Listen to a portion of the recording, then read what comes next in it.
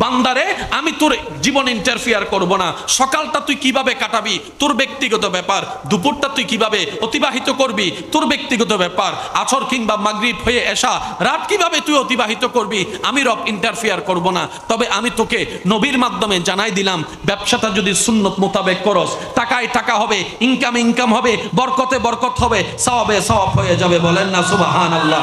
তোর জবানটাকে যদি তুই সত্যের পথে, হকের পথে, ন্যায়ের পথে, মানুষের মনকে সুন্দর করে খুশি করার জন্য ব্যবহার করতে পারিস, কথাই কথা হবে, সময়ও পাস হবে, সওয়াবে সওয়াব হবে, কাল হাসরের ময়দানে সেটা তোর জন্য বেনিফিট হয়ে কাজ করবে।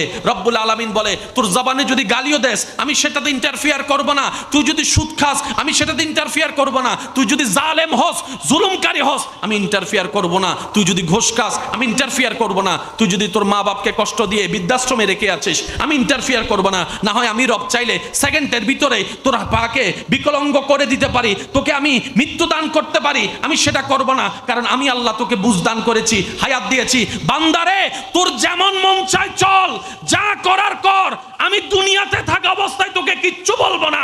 তবে এতটুক মনে রাখবি, কুল্লু নাফসিন যায়িকাতুল মউতের মাধ্যমে তোকে পৃথিবী ছেড়ে মাটির ঘরের মাধ্যম হয়ে হাসরের ময়দানে এসে আমি রবের কাঠগড়ায় একদিন দাঁড়াতেই হবে, হিসাব দিতেই হবে।